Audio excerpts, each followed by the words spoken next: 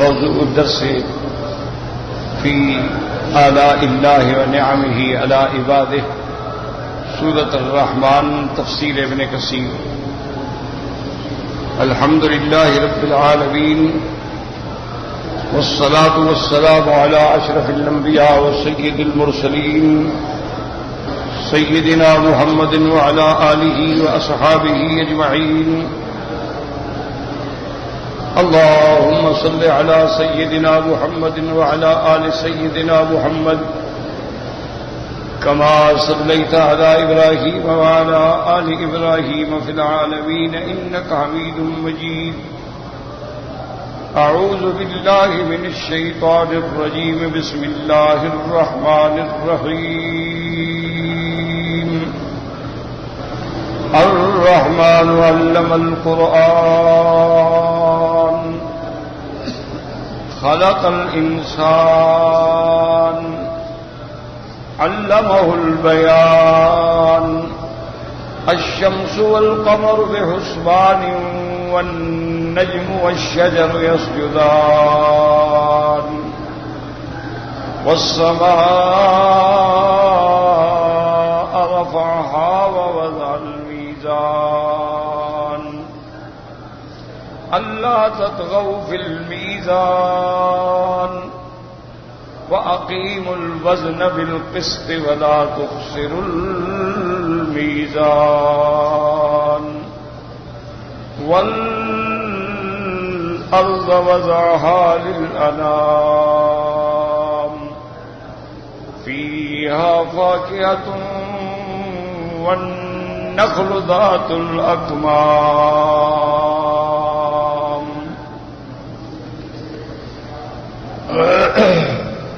والحب ذو العصف والريحان، فبأي آلاء ربكما تكذبان، لا بشيء من نعم ربنا نكذب۔ اللہ تبارک و تعالیٰ کی کلام مقدس کی اس سورت مبارکہ میں جو عظیم الشان سورت ہے، جس میں اللہ نے اپنے بندوں پر اپنے آلاء اور اپنے نعم اور اپنے انعامات کا ذکر فرمایا ہے۔ سب سے پہلے تو اللہ نے نعمت قرآن کا ذکر فرمایا کہ الرحمن وہ ذات علم القرآن، جس نے قرآن سکھلایا۔ پھر نعمت بیان فرمائی خلق الانسان، جس نے بنایا آدمی۔ پھر نعمت بیان فرمائی کہ علمہ البیان، پھر اللہ نے اس کو بولنے کی، نطق کی، گویائی کی تعلیم عطا فرمائی کہ وہ ہر چیز کا اظہار جو ہے اپنی زبان سے، اپنے کلام سے کر سکتا ہے۔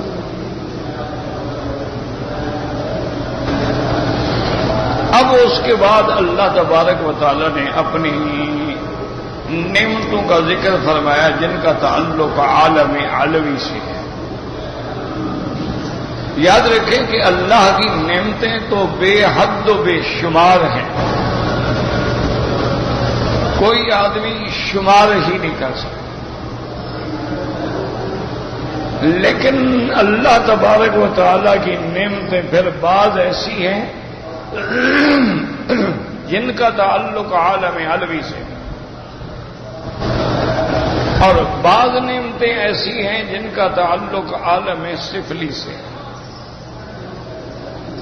بعض نعمتیں ایسی ہیں جن کا تعلق آفاق سے ہے، بعض نعمتیں ایسی ہیں جن کا تعلق انفس سے ہے، نفس انسانی سے ہے، بعض نعمتیں ایسی ہیں جو معنوی ہیں، اور بعض نعمتیں ایسی ہیں جو حصی ہیں، بعض نعمتیں ایسی ہیں جو اللہ تبارک و تعالی انسان کے وجود سے بھی پہلے عطا فرماتے ہیں، اور بعض نعمتیں ایسی ہیں جو اللہ انسان کے وجود کے بعد عطا فرماتے ہیں۔ اس کو علماء یوں بھی کہتے ہیں کہ نعمت ایجاد ہے اور پھر نعمت بقا ہے۔ کہ پہلے کسی چیز کا پیدا کرنا پھر اس چیز کا باقی رکھنا، تو ایجاد بھی ایک نعمت ہے اور پھر اس کا بقا بھی ایک نعمت ہے۔ اب اسی طرح اللہ تبارک و تعالیٰ کی وہ نعمتیں ہیں جو ہمارے ظاہر میں ہیں، اور بعض نعمتیں ایسی ہیں جو ہمارے باطن میں ہیں۔ تو نعمت اسی لیے قرآن میں آتا ہے وَإِن تَعُدُّوا نِعْمَتَ اللَّهِ لَا تُحْصُوهَا، اگر تم اللہ کی نعمتوں کو شمار کرو تو ہرگز نہیں شمار کر سکتے ہو۔ کیوں؟ کون کون سی نعمت ہے جس کو تم شمار کرو گے؟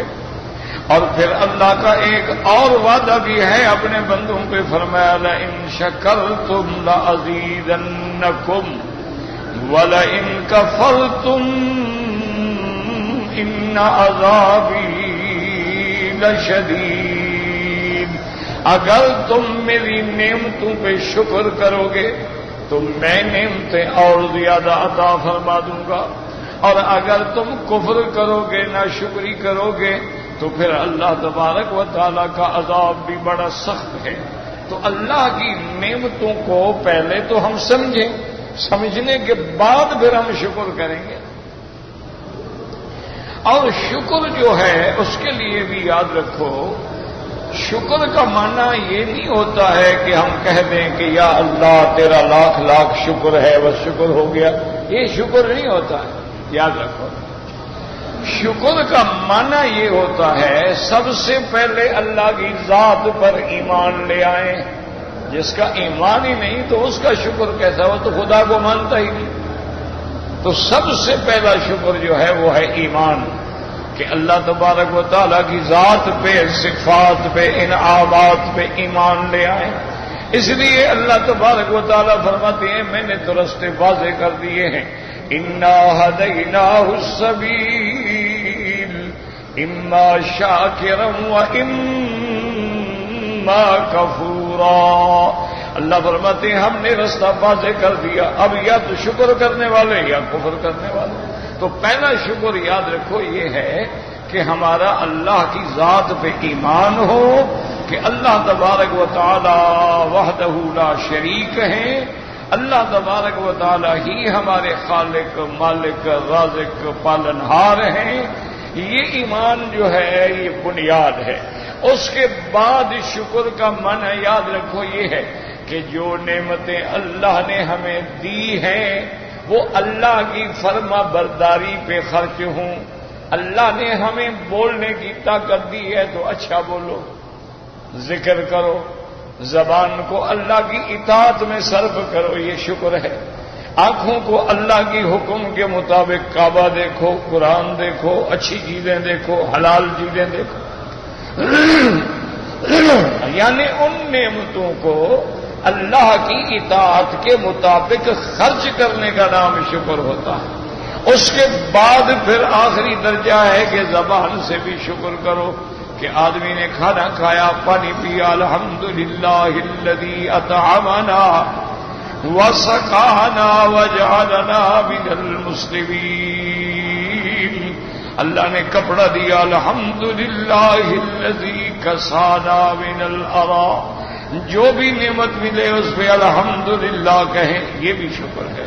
تو اللہ فرماتے ہیں جب بندے شکر کرتے ہیں تو پھر میں نعمتیں اور زیادہ عطا فرما دیتا ہوں، اور جب بندے میری ناشکری کرتے ہیں تو پھر میں پکڑ لیتا ہوں، جیسے قرآن نے باقاعدہ واقعہ بیان کیا، لَقَدْ كَانَ لِسَبَإٍ فِي مَسْكَنِهِمْ آیَةٌ جَنَّتَانِ عَنْ يَمِینٍ وَعَنْ شِمَالٍ۔ اللہ نے فرمایا کہ دیکھو ہم نے قوم سبا کے لیے اپنی کیسی نشانیاں بنائی، ہم نے دو باغ بنا دیے، سڑک کے دائیں بھی باغ جا رہا ہے اور بائیں بھی باغ جا رہا ہے، اور اس کے بعد ہم نے ان کو حکم دیا کلوا من رزق ربکم بلدۃ طیبۃ ورب غفور۔ میرے بندے کھاؤ اللہ کے پاکیزہ رزق میں سے، اللہ نے کیسے تمہیں بہترین شہر دیا اور کیسا تمہارا رب ہے جو تمہاری غلطیوں کو بخشنے والا ہے. تو اللہ فرماتے ہیں ہم نے ایسی نعمتیں دے دی کہ سڑک کے دونوں جانب جو ہیں باغ جا رہے ہیں. جانب یمین بھی باغ چل رہے ہیں اور جانب شمال بھی باغ چل رہے ہیں. یعنی یمین والوں کو شمال نہ جانا پڑے، شمال والوں کو یمین نہ جانا پڑے. سب کو نعمتیں مل رہی ہیں اور اللہ نے حکم بھی دے دیا. لیکن نتیجہ کیا نکلا؟ فَأَعْرَضُوا فَأَرْسَلْنَا عَلَيْهِمْ سَيْلَ الْعَرِمِ وَبَدَّلْنَاهُمْ بِجَنَّتَيْهِمْ جَنَّتَيْنِ ذَوَاتَيْ أُكُلٍ خَمْطٍ وَأَثْلٍ وَشَيْءٍ مِّن سِدْرٍ قَلِيلٍ. اللہ پاک نے فرمایا کہ انہوں نے پھر میری نعمتوں سے اعراض کیا، اللہ کی نعمتوں کو ٹھکرا دیا، اللہ کی نعمتوں پہ شکر نہ کیا. تو نتیجہ یہ نکلا کہ ہم نے ایک طوفان بھیجا، سیلاب بھیجا، سارے باغ اجڑ گئے. اب باقی جو ہے کچھ بیری کے چھوٹے چھوٹے درخت، ٹنڈ منڈ درخت رہ گئے، سب کچھ ختم ہو گیا. اللہ تبارک و تعالیٰ فرماتے ہیں ذالک جزیناہم بما کفروا فہل نجازی الا الکفور. ہم نے ان کو یہ سزا دی کہ باغ ہیں، فصل ہیں. ابھی آپ نے دیکھا نہیں سیلاب جب آیا ہے فصل لہلہا رہے ہیں، این تیار کھڑے ہوئے، آیا سیلاب سب کچھ اڑا کے لے. تباہی ہو گئی، آثار مٹ گئے، فصل مٹ گئے، گھر مٹ گئے، گھر والے بے گھر ہو گئے، در والے بے در ہو گئے، سڑکوں پہ پڑے ہیں، خیموں میں پڑے، کھانے کو نہیں ملتا، لینے لگا کے کھڑے. اللہ اکبر. لیکن پھر بھی بندہ نہیں سمجھتا. اس لیے اللہ فرماتی ہے کہ ہم نے یہ سزا کیوں دی؟ جزیناہم، کیوں انہوں نے کفر کیا، نہ شکری کی، میری نعمتوں کو ٹھکرا دیا. اور فرماتے ہیں کہ یاد رکھو جزیناہم بما کفروا ہل نجازی الا الکفور. اور ہم یہ جزا نہیں دیتے مگر ان کو جو نہ شکرے ہوتے ہیں.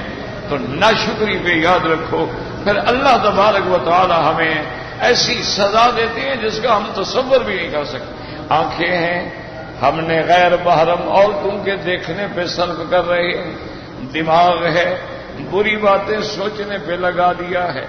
زبان ہے، گندی باتیں کہنے پہ لگا دی ہے. پاؤں ہیں، غلط راستے پہ چلنے پہ لگا دیے ہیں. ہاتھ ہیں، حرام چیزوں کو پکڑنے پہ کام کر رہے ہیں. یہ ناشکری ہے، اس پر پھر اللہ کے عذاب آتے. اسی طرح اللہ نے قرآن میں کئی مثالیں دی ہیں تاکہ ہم سمجھیں. ضرب اللہ مثلا قریۃ كانت آمنة مطمئنة يأتيها رزقها رغدا من كل مكان فكفرت بأنعم الله فأذاقها الله لباس الجوع والخوف. اللہ فرماتے ہیں دیکھو ایک بستی ہے، امن ہے، اطمینان ہے، سکون ہے، ہر طرف سے رزق آ رہا ہے، مزے سے کھا رہے ہیں، پھل لہا رہے ہیں، سبزی لہا رہے ہیں، سب کچھ ہے. لیکن پھر انہوں نے اللہ کی نعمتوں کو ٹھکرا دیا، نہ شکری کی. فَأَذَاقَهَا اللَّهُ لِبَاسَ الْجُوعِ وَالْخَوْفِ. اللہ نے پھر ان پر ایسا عذاب مسلط کر دیا کہ بھوک کا لباس، یعنی جیسے لباس اوپر ہوتا ہے ہر چیز کو ڈھانپ لیتا ہے، بھوک نے ہر چیز کو ڈھانپ دیا. ہر طرف سے خوف ہے، ہر طرف سے بھوک ہے. اور بھوک کا یہ عالم ہے کہ لوگ اپنے بچے لے کے بورڈ لگا کے سڑکوں پہ بیٹھے ہیں کہ کوئی بچے خرید لے. انا للہ انا الیہ راجعون. لیکن پھر بھی ہم تو نہیں سمجھ رہے نا. مصیبت تو یہی ہے نا جی کہ اتنے بڑے جھٹکے آئے ہیں، اتنی بڑی عذاب کی پکڑ آئی ہے، اتنی اللہ تبارک و تعالیٰ نے ہم پہ کوڑے برسائے ہیں. لیکن رشوت والا اسی طرح رشوت کھا رہا، حرام والے اسی طرح حرام میں ہیں، شراب والے اسی طرح شراب میں مست ہیں. اور ہر جگہ فحاشی ہے، عریانی ہے، بے حیائی ہے، یعنی آپ کوئی چینل کھول لیں شیطان ننگا ناچ رہا ہے۔ گھی ڈالڈا بیچنا ہو تو عورت ننگی ناچ رہی ہے، چائے بیچنی ہو تو عورت ننگی ناچ رہی ہے۔ یعنی آپ اندازہ کریں کہ چائے کا اور عورت کے ڈانس کا کیا تعلق ہے۔ اس قدر معاشرے کو انہوں نے بے حیا کر دیا ہے، اس قدر معاشرے میں زہر بھر دیا ہے کہ ہر بچی، ہر بیٹی، ہر بہن دیکھ رہی ہے، پھر وہی انداز اختیار کر رہی ہے۔ جو چیز آدمی دیکھتا ہے اثر تو ہوتا ہے۔ وہ ہمارے مثال ہے نا کہ خربوزے کو خربوزہ دیکھ کے رنگ تو پکڑتا ہے، اور گورے کو کالا دیکھ کے کالا تو گورا نہیں ہو جاتا، لیکن عادتیں تو ہو جاتی ہیں۔ اس لیے یاد رکھیں کہ اللہ کی نعمتوں کو پہلے پہچانیں کہ یہ ساری نعمتیں جو ہیں دینے والا کون ہے، اور پھر یہ ساری نعمتیں اللہ نے قرآن کی ایک آیت میں فرمایا وَالَّذِي خَلَقَ لَكُم مَّا فِي الْأَرْضِ جَمِيعًا۔ اللہ نے فرمایا میرے بندے جو کچھ ہے میں نے تیرے لیے بنایا، سب تیرے لیے۔ دیکھو نا زمین پہ تم رہتے ہو نا، فرشتے تو نہیں رہتے۔ زمین تیرے لیے ہے، آسمان تیرے لیے ہے، پانی دریا تیرے لیے ہیں، سبزے تیرے لیے ہیں، یہ پھل فواکے تیرے لیے، سب کچھ تو تیرے لیے۔ اللہ فرماتا ہے سب کچھ میں نے تیرے لیے بنایا ہے۔ یہ جانور تیرے لیے ہیں، ان کا دودھ تیرے لیے ہے، ان کا گوشت تیرے لیے ہے، ان کو ذبح کرنے کے بعد ان کا چمڑا تیرے لیے ہے، ہر چیز تیرے لیے۔ تو یہ ساری چیزیں دیکھنے کے بعد پھر بھی اگر آدمی اللہ کی رضا پہ راضی نہ ہو اور اللہ کی نعمتوں کا شکر نہ کرے تو پھر تو عذاب کو خود دعوت دیتا ہے۔ اس لیے ایک روایت میں آتا ہے، سابقہ کتب کے اندر حدیث قدسی ہے، اللہ فرماتے ہیں من لم یرضا برضائی ولم یقضا بقضائی فلیطلب ربا سوائی۔ اللہ فرماتے ہیں جو بندہ میری رضا پہ راضی نہ ہو، میرے قضا میرے قدر پہ راضی نہ ہو، جاؤ میرے سوا کوئی اور رب ڈھونڈو، نکل جاؤ میری زمین سے۔ کہاں جاؤ گے؟ کوئی جگہ ہے، کوئی ٹھکانہ ہے؟ اس لیے یاد رکھیں کہ اس صورت میں اللہ نے ایک ایک نعمت الگ الگ بیان کی ہے تاکہ ہم ہر نعمت پہ غور کریں۔ سب سے پہلی نعمت اللہ کا قرآن ہے، فرمایا علم القرآن، پھر بنایا خلق الانسان، بنایا آدمی، پھر اس کے بعد فرمایا علمہ البیان، پھر ہم نے اس کو بولنے کی قوت سکھلا دی، نطق دے دیا، گویائی دے دی۔ دیکھو کتنی زبان ہے لیکن اس میں کتنے کلمات نکلتے ہیں، یعنی آپ کے کیلکولیٹر میں کھانے ختم ہو جائیں گے لیکن زبان تو بول رہی ہے نا۔ اور کتنا عرصہ عمر 100 سال ہے، 80 سال ہے، 90 سال ہے، 50 سال ہے، بول رہی ہے۔ تو ایک تاریخ میں واقعہ آتا ہے نا جی کہ ایک دفعہ بادشاہوں کے خیال ہوتے ہیں نا، بادشاہ جو ہوئے تو بادشاہ نے اپنے وزیر سے کہا کہ بھی ایک بکرا ذبح کرواؤ اور اس بکرے میں جو سب سے بہترین بوٹی ہو نا وہ نکال کے میرے لیے لے آؤ۔ بادشاہ نے حکم دے دیا، بکرا 1 منٹ میں ذبح ہو گیا۔ وزیر نے کہا جی زبان کی ٹکڑا جو ہے نکال کاٹ کے دے دو، پلیٹ میں رکھ نے کہا جی یہ بوٹی ہے زبان سب سے بہتر۔ بادشاہ نے کہا ٹھیک ہے۔ کافی عرصہ گزر گیا، بادشاہ نے پھر امتحان لیا، اس نے کہا وزیر صاحب ایسا کرو ایک بکرا ذبح کرو اور اس میں جو سب سے خراب بوٹی ہو نا، سب سے گندی وہ لے آؤ۔ وزیر نے پھر بکرا ذبح کرایا، پھر پلیٹ میں زبان رکھ کے لے آؤ۔ اور بادشاہ نے کہا یہ آدمی وزیر صاحب تمہارا دماغ ٹھیک ہے، پہلے میں نے کہا سب سے اچھی بوٹی لے آؤ، زبان لے آئے، میں کہتا ہوں گندی لے آؤ، زبان لے آئے۔ اس نے کہا جناب یہی زبان تو ہے نا، یہی بات کرو تو تخت پہ بٹھا دیتی ہے، اور گندا لفظ نکل جائے تو تختہ کرا دیتی ہے، زبان ہی تو ہے نا، یہ اچھی بھی ہے بری بھی ہے، اس کے اندر تو دونوں خاصیتیں ہیں نا، کہ زبان سے کوئی کلمہ نکل گیا رب بھی راضی ہو گیا، بندے بھی راضی ہو گئے، زبان سے کوئی کلمہ نکل گیا بندہ اجڑ گیا۔ تو اس طرح امتحان ہوتے ہیں، بادشاہ لیتے رہتے ہیں۔ ایک دفعہ ایک بادشاہ کو اور سوچی،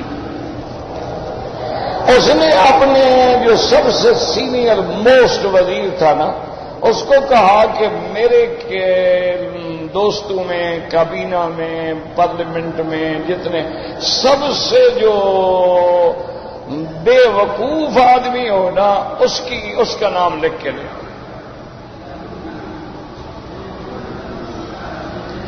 وزیر نے کہا ٹھیک۔ کئی دنوں کے بعد وزیر نے فہرست پیش کی تو سب سے اوپر بادشاہ کا اپنا نام لکھا ہوا تھا۔ تو اس نے کہا بھی بڑے الو ہو تم، میں سب سے زیادہ بے وقوف ہوں۔ اس نے کہا جناب ناراض نہ ہوں، آپ کا حکم ہے اور میں تعمیل نہ کروں تب بھی تو مصیبت ہے نا۔ تو انہوں نے کہا ٹھیک ہے، تم نے اچھی تعمیل کی کہ میں سب سے زیادہ بے وقوف ہوں۔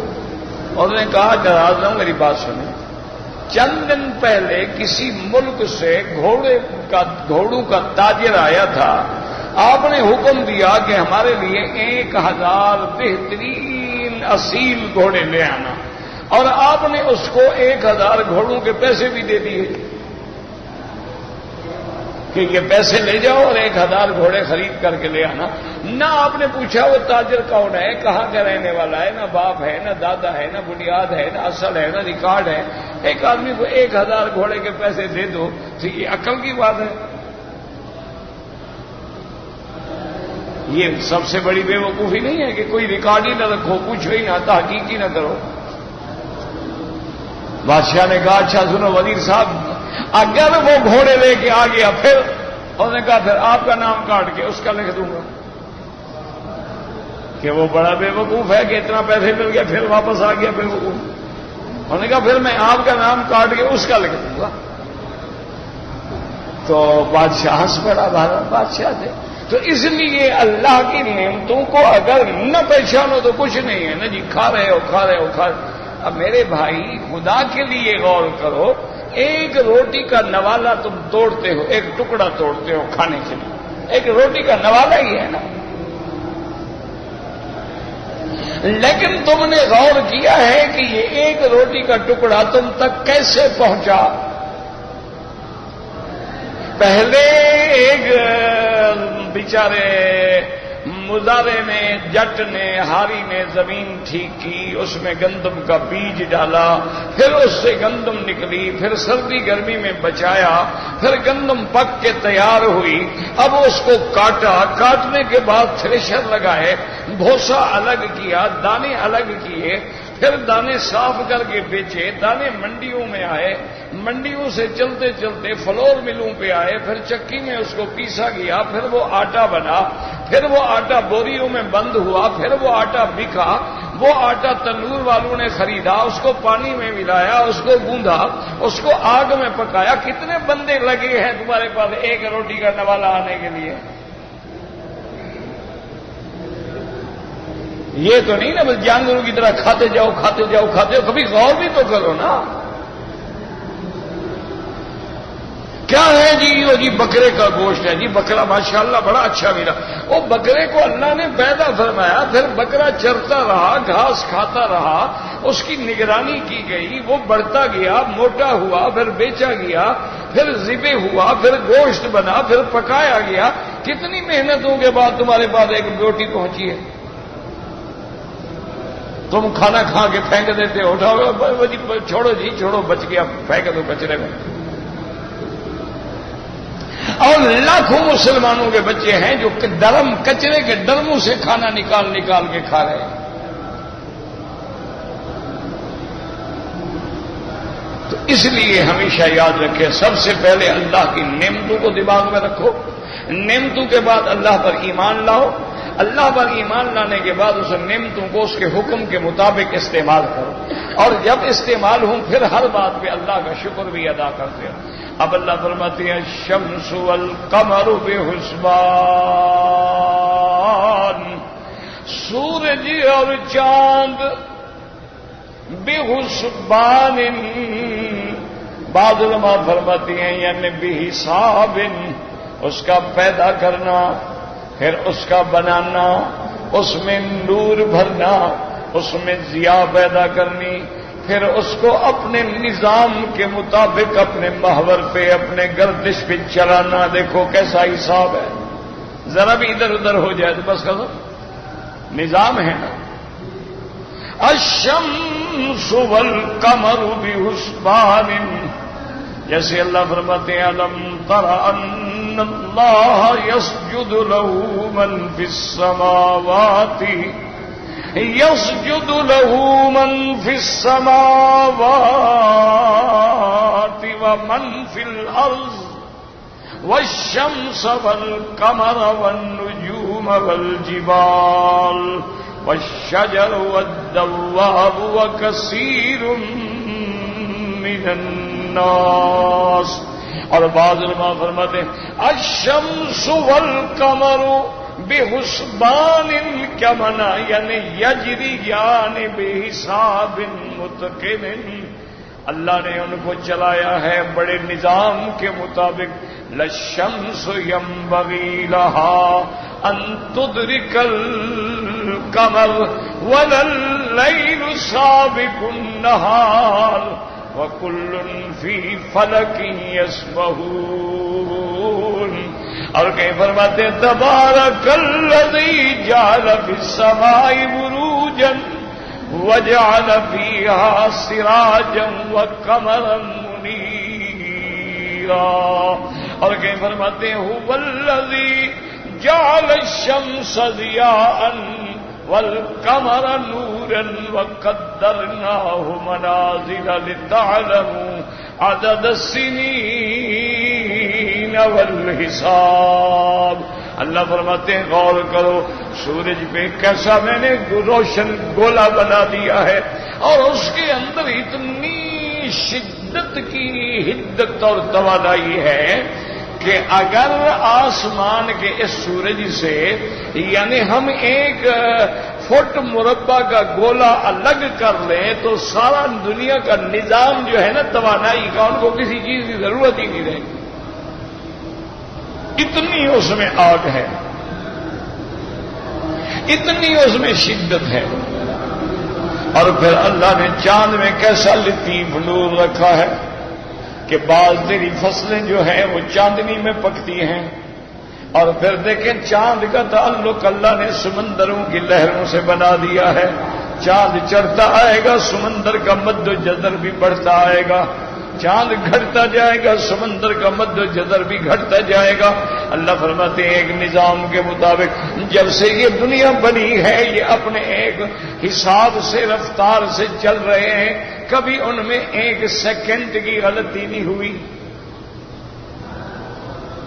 آج دیکھو نا دنیا میں بڑے بڑے عقل والے لوگ ہیں، کمپیوٹرائز جہاز ہیں، ان میں گھڑیاں بنتی ہیں، لیکن دیکھو کبھی 5 منٹ آگے ہیں کبھی 5 منٹ پیچھے ہیں. اچھا خدا کی شان دیکھو، جو گھڑیاں سڑکوں پہ بک رہی ہوتی ہے نا 2 ریال 2 ریال 4 ریال 3 ریال 2 ریال 5 ریال، وہ بالکل کریکٹ چلتی ہے. اور آپ لاکھوں کی گھڑی لے لیں کبھی 2 منٹ آگے ہوگی کبھی 2 منٹ پیچھے ہوگی. اللہ کی شان وجوہات ہیں، اس کے اسباب ہے، اس کی وجہ ہے نا یہ جو بڑی قیمتی گھڑیاں ہیں نا سوئٹزرلینڈ کی جیسے رولیکس ہے، ایبل ہے، اور بڑی بڑی دنیا میں قیمتی گھڑیاں. اب تو گھڑیاں جیولری میں آ گئی ہیں نا، جب اس پہ ڈائمنڈ جڑ جائیں تو پھر وہ گھڑی تو نہیں رہتی نا، پھر وہ جیولری زیور میں آ جاتی ہے. تو 2-2 لاکھ 4-4 لاکھ 5-5 لاکھ 10-10 لاکھ کی گھڑیاں بن گئی ہیں.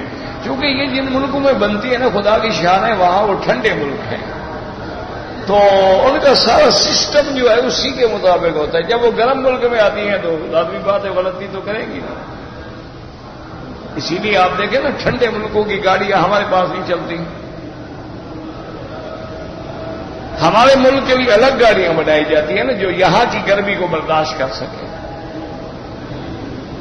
تو بہرحال مانا یہ ہے، اللہ فرماتے ہیں دیکھو اسی پہ غور کر لو کہ سورج چاند جو چل رہا ہے اس کے حساب میں جو غلطی نہیں، وہ اس کو چلانے والا بھی ہے کہ نہیں، کوئی اس کو بنانے والا ہے کہ نہیں. اچھا پھر یہ ہے نا کہ دیکھو ہم نے چاند دیکھ لیا، بس سورج دیکھ لیا، نہیں. اگر آپ یوں اندازہ کریں کہ آج ایک بستی ہے، اس میں 1000 گھر ہے، 1000 گھر کو بجلی جو رات کو دی جاتی ہے، بلب جل رہے ہیں، ٹیوبیں جل رہی ہیں، پنکھے چل رہے ہیں، اس 1000 گھر کا ایک مہینے کا کتنا بل بنتا ہے؟ دیکھو نا آج کل تو 4-4 5-5 ہزار ایک گھر کا بل ہے نا، جن کے گھر بیچاروں کے 2 بلب ہیں اور ایک پنکھا ہے، ان کا بھی 2000-3000 کا بل آ جاتا ہے. تو 1000 گھر پہ ایک رات میں بجلی جو خرچ ہوتی ہے اس پہ کتنا پیسہ لگتا ہے؟ اچھا صرف اسی حرم پہ نظر ڈال لو، یہ جو اتنی لائٹنگ ہے، فانوس ہیں اور بڑی بڑی سرچ لائٹیں لگی ہوئی ہیں، کیا خیال ایک رات میں کتنی بجلی خرچ ہوتی ہے، اس کا کتنا بل بنے گا؟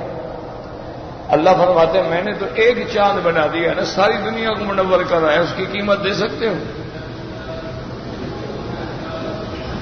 میں نے تو ایک سورج بنایا، ساری دنیا کو روشنی پہنچا رہا ہے، اس کا بل کون دے گا؟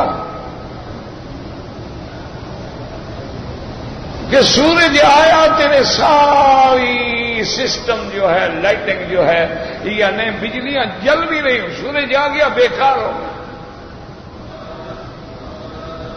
اور پھر کبھی ایسا بھی ہوا ہے کہ سورج نے کہا ہو جی میں تھک گیا ہوں، آج تو میں نہیں نکلتا. لوگوں سے کہیں آج اندھیرے میں گزار لیں، ہم کل آئیں گے. کبھی ایسا ہوا؟ اسی اللہ پر والشمس والقمر بحسبان، سورج اور چاند جو ہیں اللہ تعالی کے مقرر کردہ حساب کے مطابق چل رہے ہیں. آگے اللہ تبارک و تعالیٰ فرماتی ہیں والنجم والشجر یسجدان. قرآن کی فصاحت پہ، بلاغت پہ غور کریں.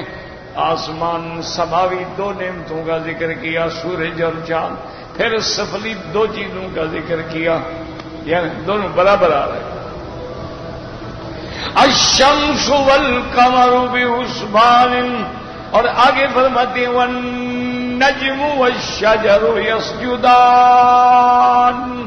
یاد رکھیں نجم کہتے ہیں ان چیزوں کو جو زمین پہ بیلیں پڑی ہوں، اور شجر کہتے ہیں اس درخت کو جو تنے پہ کھڑا ہو. تو 2 طرح کی چیزیں ہوتی ہیں نا. بعض ایسے ہیں جیسے گندم ہے وہ اپنے تنے پہ کھڑا ہے، شجر ہے، درخت ہے. لیکن بعض ایسے ہیں جیسے انگور ہے، اس کی بیلیں زمین پہ پڑی ہیں. خربوز ہے، تربوز ہے، اس کی بیلیں زمین پہ پڑی ہیں. کدو ہے، پیٹھا ہے، سب ٹماٹر، سب کی بیلیں پڑی ہیں. ان کے کوئی درخت تو نہیں ہوتے نا، وہ تو بیلیں ہیں. تو نجم کہتے ہیں الذی لا ساق لہ، جس کا تنا نہ ہو، اور شجر کہتے ہیں جس کا تنا ہو. اللہ نے فرمایا بے تنے والی یا تنے والی سب اللہ کے آگے سجدہ کر رہی ہے. والنجم والشجر یسجدان. یاد رکھیں بعض علماء کہتے ہیں یسجدان کا معنی یعنی اللہ کی اطاعت گزار ہیں، اور بعض کہتے ہیں حقیقتاً سجدہ کر رہی ہیں، کیونکہ اللہ نے کوئی چیز ایسی پیدا نہیں کی جو اللہ کی تسبیح نہ کرتی ہو. وَإِن مِّن شَيْءٍ إِلَّا يُسَبِّحُ بِحَمْدِهِ وَلَٰكِن لَّا تَفْقَهُونَ تَسْبِيحَهُمْ. اللہ فرماتے ہیں کوئی چیز بھی ایسی نہیں جو میری تسبیح نہ کرے، تحمید نہ کرے، تم نہیں سمجھ سکتے ہو. تو بعض علماء کہتے ہیں کہ حقیقتاً یہ سب چیزیں اللہ کے آگے سجدے میں ہیں. کیا مانا؟ جیسے دیکھیں مثلا درختوں کے سائے کبھی ادھر جھک رہے ہیں، کبھی ادھر جھک رہے ہیں، وہ کہتے ہیں یہی ان کا سجدہ ہے. اور بعض علماء کہتے ہیں جو چیزیں زمین پہ پڑی ہیں گویا سجدے میں ہیں، اور جو چیزیں سیدھی کھڑی ہیں گویا قیام میں ہیں، اور جو چیزیں جھک رہی ہیں گویا رکوع میں ہیں، یعنی ہر چیز اپنی حالت میں اللہ کے آگے سجدہ کر رہی ہے، اللہ تبارک و تعالیٰ کے آگے سجدہ ریز ہے۔ اس سے اشارہ ہوتا ہے میرے بندے اگر تم نہیں کرو گے تو اللہ کا کیا نقصان ہے، اللہ کے آگے تو ہر چیز سجدہ کرتی ہے۔ النجم والشجر یسجدان، دو چیزیں آگے، اب پھر عالم ہے والسماء رفعها ووضع المیزان، اور وہ ذات جس نے آسمانوں کو اتنا اونچا کر دیا، رفع سمکها فسواها وَأَغْطَشَ لَيْلَهَا وَأَخْرَجَ ضُحَاهَا، کہیں فرماتے ہیں وَالسَّمَاءَ بَنَيْنَاهَا بِأَيْدٍ وَإِنَّا لَمُوسِعُونَ وَالْأَرْضَ فَرَشْنَاهَا فَنِعْمَ الْمَاهِدُونَ ثُمَّ اسْتَوَىٰ إِلَى السَّمَاءِ وَهِيَ دُخَانٌ، اللہ تبارک و تعالیٰ فرماتے ہیں آسمانوں پہ نظر ڈالو کیسے میں نے اس کو اونچا بنایا ہے، وَوَضَعَ الْمِيزَانَ، اور کیسے اتارا میں نے میزان کو۔ بعض علماء فرماتے ہیں میزان مانا ترازو، کہ ترازو یعنی عدل کی طرف اشارہ ہے کہ آسمانوں کو اونچا کر دیا ہے اور پھر میں نے میزان اتارا ہے تاکہ میرے نظام عدل کے مطابق تمہیں سمجھ آ جائے۔ اور بعض علماء فرماتے ہیں اشارہ ہے آسمان بھی عدل کی وجہ سے قائم ہے، عدل ہوگا تو دنیا قائم رہے گی اور عدل نہیں ہوگا تو دنیا ختم ہو جائے گی۔ ظلم دنیا کو فنا کر دیتا ہے اور عدل جو ہے وہ دنیا کی بقا کا سبب ہوتا ہے۔ اب دیکھیں خدا کے قرآن میں نظر ڈالو، دیکھو اللہ نے سورج چاند کا پہلے ذکر کیا ہے، الشمس والقمر بحسبان والنجم والشجر يسجدان والسماء رفعها ووضع المیزان۔ اللہ نے سورج چاند کا پہلے ذکر کیا اور آسمانوں کا بعد میں ذکر کیا۔ جیسے ابتدائے قرآن میں دیکھیں علم القرآن پہلے ذکر کیا، خلق الانسان تخلیق انسان کا ذکر بعد میں کیا۔ کیوں؟ اگر انسان کو قرآن کا علم نہیں تو گویا وہ انسان ہی نہیں۔ اسی طرح فرمایا اگر یہ سورج چاند نہ ہوتے تو آسمان کو کون پوچھتا پھر؟ تو اصل تو اس کے لیے یہی چیزیں ہیں نا جو ہم نے آسمان کی زینت بنا دی ہے۔ وَلَقَدْ زَيَّنَّا السَّمَاءَ الدُّنْيَا بِمَصَابِيحَ وَحِفْظًا ذَلِكَ تَقْدِيرُ الْعَزِيزِ الْعَلِيمِ۔ اور کہیں فرماتے ہیں اِنَّا زَيَّنَّا السَّمَاءَ الدُّنْيَا بِزِينَةٍ الْكَوَاكِبِ، ہم نے آسمان کو رونق بخشی ہے، اس میں ستارے جڑ دیے ہیں اور پھر ستارے بھی مختلف ہیں، بعض چمکنے والے ہیں، بعض علیحدہ علیحدہ ہیں، بعض جڑے ہوئے ہیں، بعض کہکشاں کی شکل میں ہیں، بعض سیارات ہیں اور بعض کہکرا الٹی چال چلنے والے ہیں۔ اس لیے اللہ پاک نے فرمایا جو چیز فائدہ مند ہے اس کا پہلے ذکر کر دو، اس لیے فرمایا والشمس والقمر بحسبان والنجم والشجر يسجدان والسماء رفعها ووضع المیزان۔ یاد رکھیں بعض علماء فرماتے ہیں اللہ نے حقیقتاً ترازو بھی اتارا، اور بعض علماء فرماتی ہیں کہ میزان کا معنی عدل ہے کہ ہر چیز ایک عدل کے ساتھ، اس میں کوئی ادھر ادھر کا جھکاؤ نہیں ہے، بالکل عدل کے ساتھ ہے۔ اور جب یہ سارا نظام عدل پہ قائم ہے تو بندوں کو بھی چاہیے کہ وہ عدل سے کام لیں، انصاف سے کام لیں، عدل کے ترازو کو مضبوطی سے پکڑ لیں۔ اگر عدل ہوگا تو نظام ہوگا، عدل نہیں ہوگا تو پھر نظام عالم جو ہے وہ درہم برہم ہو جائے گا۔ اسی لیے صحیح حدیثوں میں آتا ہے، یاد رکھیں کہ ہر رات سورج جو ہے عرش کے نیچے سجدہ ریز ہوتا ہے، اور ثم استأذن، اس کے بعد اپنے اللہ سے اذن مانگتا ہے، مولا میرے لیے کیا حکم ہے؟ اللہ فرماتی ہے واپس لوٹ جاؤ اور مشرق سے نکلو۔ حتیٰ کہ جب قیامت قریب آ جائے گی، حتیٰ تطلع الشمس من مغربہا، اللہ حکم دیں گے اب مغرب سے نکلو، اور سورج جب مغرب سے نکلے گا تو پھر توبہ کے دروازے بند ہو جائیں، اس کے بعد توبہ قبول نہیں۔ اب لوگوں نے، مخالفین اسلام نے اور منکرین حدیث نے بڑے بڑے طوفان باندھے ہیں، دیکھو جی سورج کیسے سجدہ کرتا ہے، اور سورج تو ہر جگہ موجود ہے، وہ تو ڈوبتا ہے ہی نہیں، ایک جگہ نکل رہا ہے تو دوسری جگہ ڈوب رہا ہے تو پھر دوسری جگہ نکل رہا ہے، تو سورج تو ہر وقت کھڑا ہے۔ تو پہلی بات یہ سمجھیں کہ ان کا مطلب سجدے سے یہ نہیں جیسے بندہ سجدہ کرتا ہے اور سبحان رب الاعلی سبحان رب الاعلی، ہر چیز کا سجدہ اپنا ہے، انسانوں کا اپنا سجدہ ہے، حیوان کا اپنا سجدہ ہے، سورج چاند کا اپنا سجدہ ہے، تم اپنے سجدے پر کیوں اس کو تشبیہ دے رہے ہو اور بلا وجہ حدیث کا انکار کر رہے ہو؟ اور پھر عرش جو ہے آپ پہلے پڑھ چکے ہیں ماشاءاللہ کہ وسع کرسیہ السماوات والارض، 7 آسمان اور 7 زمینوں کو کرسی نے گھیرا ہوا ہے، اور کرسی کے مقابلے پر 7 زمینیں اور 7 آسمان اگر بچھا دیں، ایسے ہیں حضور نے فرمایا کہ حلقۃ ملقات فی فلاۃ من الارض، جیسے صحرا میں ایک کڑا پھینک دو تو صحرا کی کتنی جگہ روکے گا، اتنی جگہ بھی آسمان زمین پر کرسی کے مقابلے پہ نہیں روک سکتے۔ اور فرمایا عرش تو پھر اتنا بڑا ہے کہ کرسی اس کے مقابلے پہ ایسے جیسے ایک کڑا پڑا ہوا۔ تو جب عرش ہر چیز کو محیط ہے، اسی کے نیچے سورج ہے، اسی کے نیچے وہ چل رہا ہے، نکل رہا ہے، ڈوب رہا ہے، آ رہا ہے، جا رہا ہے، اسی میں اللہ کے حکم کے مطابق وہ چلتا ہے، اس میں کسی کو اعتراض کرنے کا کیا حق پہنچتا ہے؟ اور اسی طرح پھر دیکھیں کہ اللہ نے آسمانوں کو اونچا کیا، لیکن اونچا کس چیز سے کیا؟ تم تو ایک چھت نہیں بنا سکتے، دیکھو کتنے ستون ہیں۔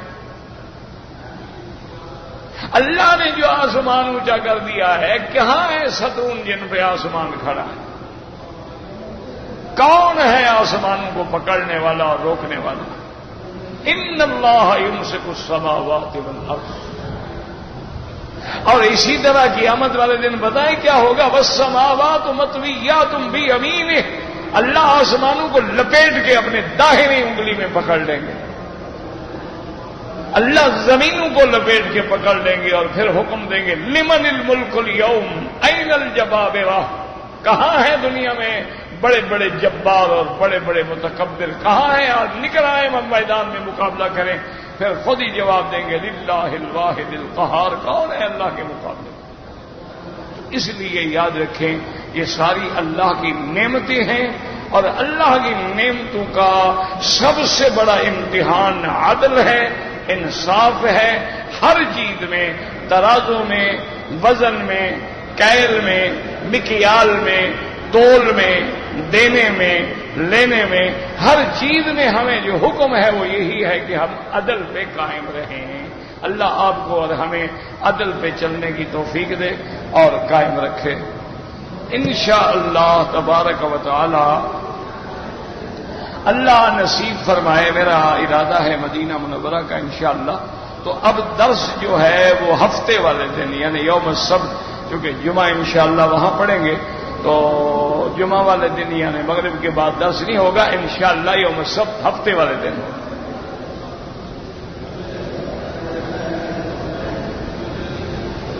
کہتے جی کہ اگر میں حنفی مسلک پہ ہوں، مدینہ منورہ میں جانے کے بعد اگر میں مسجد قباء میں عصر کے بعد پہنچوں تو کیا 2 رکعت پڑھ سکتا ہوں؟ نہیں پڑھ سکتا۔ یہ اجازت جو علماء نے دی ہے وہ بھی صرف اس حرم کے ساتھ ہے، باقی تو کسی جگہ اجازت نہیں ہے۔ ورنہ وہ حدیث مبارک جو ہے وہ صریح بھی ہے، صحیح بھی ہے کہ لا صلاۃ بعد الفجر حتی تطلع الشمس، فجر کے بعد کوئی نماز نہیں جب تک سورج نہ نکلے، ولا صلاۃ بعد العصر حتی تغرب الشمس، اور عصر کے بعد کوئی نماز نہیں ہے جب تک کہ سورج ڈوب نہ جائے۔ مسجد قباء میں تو کوئی بھی اجازت نہیں دیتا کہ پڑھو، تو اس لیے بہرحال آپ وہاں مسجد قباء میں پہنچ جائیں تو مغرب کی نماز وہیں پڑھو، آرام سے نماز بھی پڑھو، مغرب کی سنت بھی پڑھو، ویسے بھی پھر نفل جتنا اللہ توفیق دے پڑھو۔ کہتے جی کہ آج کل جو ہنڈی کے ذریعے پیسہ بھیجا جاتا ہے، ہنڈی بھی کہتے ہیں، حوالہ بھی کہتے ہیں، کہ لوگ یہاں ریال لے لیتے ہیں اور آپ کے ملک میں پیسے دے دیتے ہیں۔ میرا بھائی بات یہ ہے کہ بظاہر جو ہے ہنڈی میں تو ایک وہی ٹرانسفر ہے جو ریٹ ہے، ابھی آج کا ریٹ بھی اتنا ہے، بھی 1 ریال کا 22.5 ہے، 23 ہے، 22 ہے، کیا ہے؟ لیکن یہ اس لیے علماء کہتے ہیں کہ ناجائز ہے کہ اس سے ملک کو نقصان ہوتا ہے۔ کیوں؟ آپ نے پیسے ہنڈی میں بھیج دیے، ریکارڈ میں تو آئے نہیں۔ اگر بینکوں کے ذریعے آپ ٹرانسفر کریں گے تو ملکوں کو ذریعے مبادلہ ملے گا، ریال وہاں جائے گا، ڈالر وہاں جائے گا۔ اگر آپ ہنڈی کے ذریعے بھیجیں گے تو ملک کو تو آپ نے کوئی فائدہ نہیں دیا، اور پھر یہ ہے بھی کالا دھن، پتہ ہی نہیں کہاں بھیجا، کس نے بھیجا، کدھر گیا۔ تو اس لیے علماء فرماتے ہیں کہ اگر اسلامی ملک کو نقصان پہنچتا ہو تو پھر آدمی ہنڈی پہ معاملہ نہ کرے، بینکوں کی معرفت کرے، اور محفوظ بھی ہوتا ہے۔ اور کبھی اللہ معاف کرے یہ ہنڈی والے غائب ہو جائیں تو سب کچھ سارے سال کی بندے کی کمائی تو گئی نا۔ ایسے بھی تو ہوتے ہیں نا، اللہ معاف فرمائے، جن کا ویسا، تو اس لیے بچنے کی کوشش کریں۔ میری والدہ فوت ہو گئی ہیں، اللہ مغفرت فرمائے۔ کہتے جی کہ مسجد میں جو دنیاوی باتیں کرنے سے منع کرنے کی حدیث ہے بالکل صحیح ہے، اور بلکہ ایک حدیث میں تو یہ لفظ آتے ہیں کہ جو لوگ مسجد میں بیٹھ کے مباح باتیں، یعنی وہ باتیں جن پہ گناہ بھی نہیں، وہ باتیں کرتے ہیں، ان کی نیکیاں ایسے گر جاتی ہیں جیسے تیز آندھی میں خشک درخت کے پتے گر جاتے ہیں۔ مانا یہ ہے کہ جب اٹھتے ہیں تو جھولی خالی، جو نیکی کمائی تھی وہ یہیں چھوڑ کے الحمدللہ چلے جاتے ہیں۔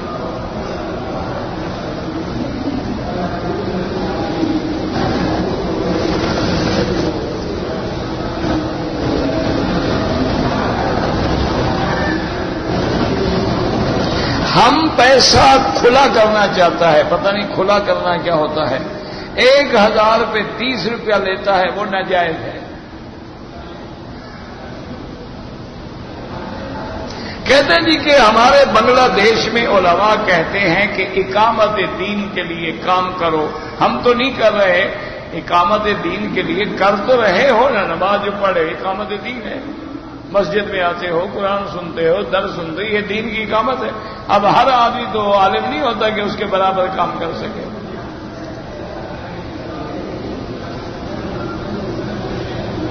کہتے جی کہ کسی انسان کو کافر کہنا یا کافر قرار دینا بالکل یہ اللہ کا کام ہے، لیکن بتلائے گا کون؟ اللہ آپ سے خود بات کرے گا؟ نہیں، اللہ بھی آ کر آپ کو کہے گا کہ ابو جہل کافر ہے، انسان ہی کہے گا۔ اللہ نے بتلا دیا کہ مومن کون ہے اور کافر کون ہے، تو اب جس میں ایمان کی نشانی ہوگی ہم کہیں گے یہ مومن ہے، جس میں کفر و شرک والی نشانی ہوگی ہم کہیں گے یہ کافر ہے، یہ مشرک ہے۔ ورنہ اصل تو اللہ نے فیصلہ کیا ہے نا کہ مومن کون ہے اور مومنوں کی صفات کیا ہے، کافر کون ہے اور کافروں کی صفات کیا ہے۔ اس لیے پورے قرآن میں اللہ نے صفات مومنین کا بھی ذکر کیا، صفات کافرین کا بھی ذکر کیا، مشرکین کا بھی ذکر کیا، منافقین کا بھی ذکر کیا. تو فیصلہ تو اللہ کا ہے، لیکن ہم سنائیں گے تو وہی اللہ کا فیصلہ سنائیں گے نا، کہ اگر اس میں ایمان کی صفتیں ہیں تو الحمدللہ وہ مومن ہے، اگر اس میں ایمان کی صفتیں نہیں پائی جاتی ہیں وہ کافر ہے. کہتے ہیں جی کہ میں نے حج افراد کیا، لیکن میں نے طواف زیارت جو ہے وہ چوتھا دن کیا. چوتھا دن کا معنی ہے یعنی 14 تاریخ کو کیا یا اللہ عالم 13 تاریخ کو کیا. بہرحال آپ کا حج الحمدللہ ہو گیا، طواف زیارت بھی آپ کا صحیح ہو گیا. فرق صرف اتنا ہے کہ احناف کے نزدیک اس کا وقت ہے 12 تاریخ کی مغرب تک، بعد میں کر سکتا ہے لیکن دم دینی پڑتی ہے. اور باقی حضرات کے نزدیک 13 تک بھی کوئی دم نہیں ہے، 14 تک بھی کوئی دم نہیں ہے. تو بہرحال آپ اپنے مسلک کے مطابق جو چاہیں عمل کریں، لیکن الحمدللہ ثم الحمدللہ آپ کا حج بالکل ٹھیک ہو گیا. طواف زیارت اللہ کا شکر ہے ہو گیا الحمدللہ، تو حج تو آپ کا مکمل ہو گیا، حج میں کوئی نقص نہیں ہے انشاءاللہ. لیکن حنفی مسلک پر دم پڑ گئی، باقی ائمہ کے نزدیک دم نہیں ہے. واللہ اعلم. ربنا تقبل منا انك انت السميع العليم وتب علينا انك انت التواب الرحيم. یا اللہ یا اللہ یا اللہ یا رحمان یا رحیم یا حی یا قیوم یا ذا الجلال والاکرام. یا الہنا الہ کل شیء الہا واحدا لا الہ الا انت. اللہم انت المیسر لکل اسیر وانت علی کل شیء قدیر. اللہم یسر امورنا وامور اولادنا واولاد اولادنا وبناتنا واصحابنا واخواننا ولمن اوصانا واستوصانا وامور المسلمین. اللهم اغفر لنا ولوالدينا ولوالد والدينا ولمشائخنا ولأساتذتنا ولمن أوصانا واستوصانا ولجميع المسلمين والمسلمات والمؤمنين والمؤمنات الأحياء منهم والأموات. اللهم إنا نعوذ بك عن الهم والحزن ونعوذ بك عن العجز والكسل ونعوذ بك عن الجبن والبخل ونعوذ بك عن غلبة الدين وقهر الرجال. اللهم اكفنا شر شياطين الجن والإنس. اللهم لا تجعلنا مضغة للظالمين. اللهم لا تجعلنا عقلة للآكلين. اللهم لا تجعلنا فتنة للقوم الظالمين. اللهم اصرف عنا كيد الكائدين وحقد الحاقدين وحسد الحاسدين ومكر الماكرين والسحر الساحرين والظلم الظالمين. یا حی یا قیوم برحمتک نستغیث. اللهم انا نسألك من الخير كله عاجله وآجله ما علمنا منه وما لم نعلم. اللهم انا نعوذ بك من الشر كله عاجله وآجله ما علمنا منه وما لم نعلم. صلی اللہ تعالی علی خیر خلقه سیدنا محمد وعلى آله وصحبه اجمعین.